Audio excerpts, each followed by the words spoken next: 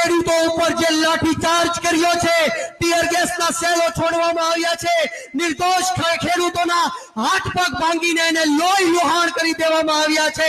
અરે આ લોકોને શરમ નથી?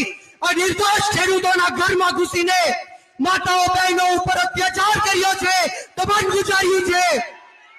ત્યારે પોલીસ લોકોને કહેવા માંગીશ, બધી પોલીસ સરખી નથી હોતી, પરંતુ અમુક પોલીસના લોકો આ ભ્રષ્ટાચારી ભારતીય જનતા પાર્ટીની ગુલામી કરે છે, ગરીબ લોકો ઉપર દમન ગુજારે છે, ગરીબ ખેડૂતો ઉપર દમન ગુજારે છે. અરે તમારામાં હિંમત હોય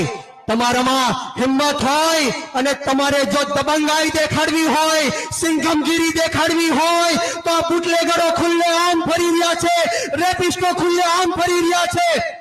એક વર્ષની અંદર આ ગુજરાતમાં 900 કરતા પણ વધારે નિર્દોષ લોકોના ખૂન થયા છે. ક્યાં હતો તમારો કાયદો? ક્યાં હતો તમારો કાયદો જ્યારે બોટાદની અંદર, વિછિયાની અંદર નિર્દોષ ખેડૂતો પર લાઠીચાર્જ કરવામાં આવ્યો, 307 જેવા ગુનાઓ દાખલ કરીને ખેડૂતોને અંદર પૂરવામાં આવ્યા? ત્યારે આપ સૌને કહેવા આવ્યો છું કે આપણે સૌએ જાગૃત થવાની જરૂર છે, હાથમાં જગાડવાની જરૂર છે.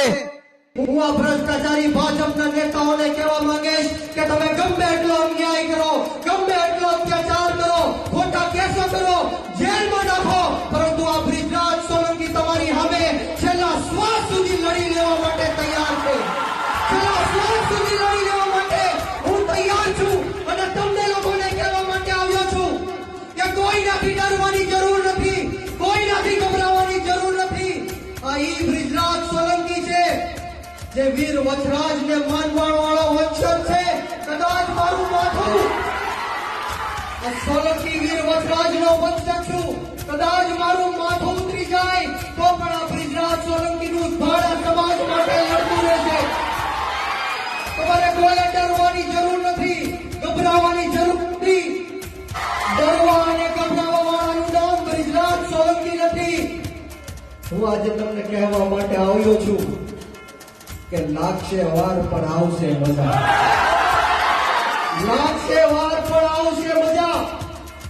મિત્રો, હમણાં જ આપણે જોયું કે મારી સભા હોય, જ્યારે હું આવવાનો હોય ત્યારે આ જસદણ અને વિછિયાના લોકો એક થાય, સંગઠિત થાય. આ એનો ડર અને એનો ખૌફ છે. ત્યારે હું યુવાનોને ખાસ કહેવા માંગીશ કે છેલ્લા 30 વર્ષથી આપણા વડીલો, આપણા યુવાનો, આપણી માતાઓ ડરના અને ભયના માહોલમાં જીવી રહ્યા છે. આપણને ગુલામીની જંજીરોમાં બાંધીને રાખવામાં આવ્યા છે. કોઈ પણ સવાલ પૂછે, કોઈ પણ અવાજ બુલંદ કરે તો એનો અવાજ દબાવી દેવાના પ્રયત્ન કરવામાં આવી રહ્યા છે. વાત સાચી કે ખોટી? તમે મને ધાક ધમકીઓ આપી, ભાવનગરમાં આવીને મારા વિરુદ્ધમાં ષડયંત્રો કર્યા કે બ્રિજરાજભાઈને કઈ રીતના ખોટા કેસો થકી જેલમાં નાખવામાં આવે, એના ચારિત્ર ઉપર સવાલો પૂછવામાં આવે. આવા અનેક તાઇફાઓ કરીને મને ડરાવીને અને ધમકાવવાની કોશિશો કરવામાં આવે છે. પરંતુ હું આ જાહેર મંચ ઉપરથી કહેવા માંગીશ કે અમે આંદોલનની કોકમાંથી નીકળેલા લોકો છીએ, ગરમ તપતી ભઠ્ઠીમાંથી નીકળેલા લોકો છીએ. આવા એક નહીં, આવા હજારો આવી જાય, પરંતુ બ્રિજરાજ સોલંકી કોઈનાથી ડરવાનો નથી. ભારત માતા કી, ભારત માતા કી, વંદે વંદે, જય જવાન, જય જવાન. દોસ્તો, હું ઠેઠ ભાવનગર થી અહીંયા આપને મળવા માટે આવ્યો છું. અને આવો નબળો અવાજ સાંભળવા માટે નથી આવ્યો. જ્યાં સુધી મારી નજર પહોંચે છે ત્યાં સુધી મારા આદિવાસી સમાજના સાવજો ઉપસ્થિત થયા છે. એ બધાને હું વિનંતી કરું છું,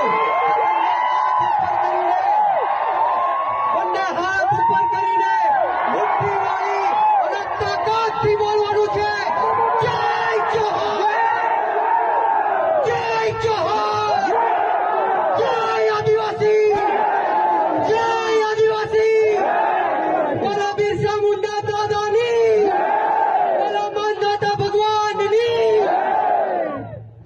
ખૂબ ખૂબ આભાર. આજ રોજ મંચ પર